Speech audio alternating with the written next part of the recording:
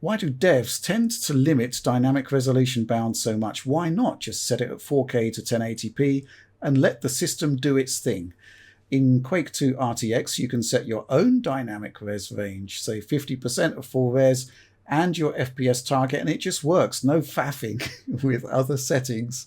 No faffing with other settings to get an absolutely solid frame rate. I was cruising around at 120 frames per second in a fully path-traced game, and it looked great. Why don't devs just change the FPS target for DRS and VRS for their performance modes and leave it like that? Well, this is an interesting question, right? Because we actually do have a scenario where a developer has done exactly what Brannock suggests with Crysis 2 and 3 Remastered.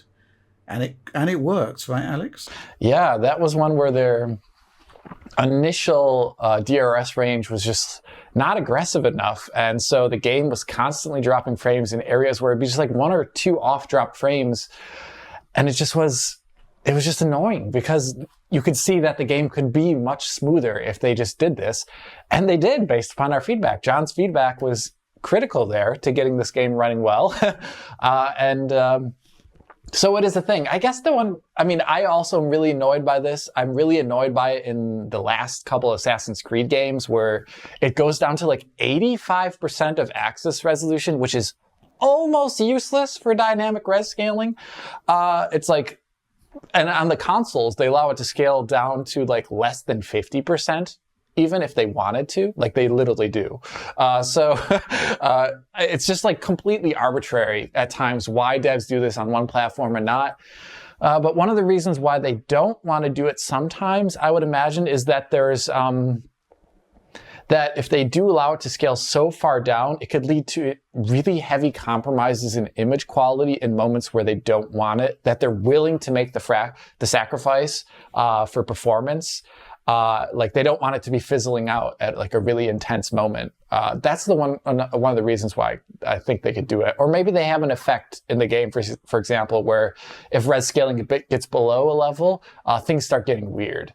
That is another thing that is totally possible. But like you, Brannock, I agree. I would love to have games that have DRS actually give you this nice control over the bounds of it and also the bounds of how aggressive it scales. So not just the how quick, like how low res it goes, but also how quickly it goes low res. Because sometimes games are not aggressive with that either. And you can see like it still drops frames, but then it kind of then goes back up again. And I don't actually like that much. Yeah, you need a more aggressive frame time threshold, I think.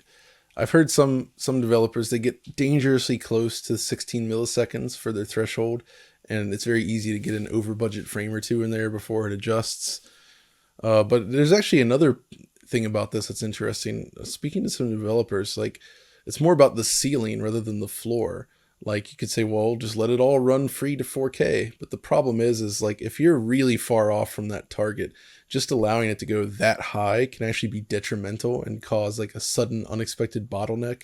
Because there's situations in anything where you could like look in a certain direction at something simple enough where like, oh, rockets up to native 4K. Turn the camera around quickly, and the system may not be able to catch up fast. Assassin's Creed does this. What's that? Assassin's Creed does this. Yeah. So this is a serious problem where it's like if you set the upper bounds too high, it ends up being a problem in terms of like catching up. And I think you should always set your upper bounds to like a ceiling where, like, let's say the system in question is reaching that ceiling like a certain percentage of time, right? Like if you're only getting to 4K like 10% of the time, then setting that as the ceiling doesn't make sense. There's not really any value in doing that. But if you're there like, 60, 70+% of the time, then absolutely that should be the upper bound. So it's just about finding that right. And on the PC though, I really think that this kind of stuff should always be very customizable, and Quake 2 RTX does an awesome job of that, which is how Alex and I are able to enjoy this game at 160 frames per second. Yeah. It's nice. Delicious. Yeah, I think all I've really got to say about this is that I do agree that wider windows work, and it's worth pursuing.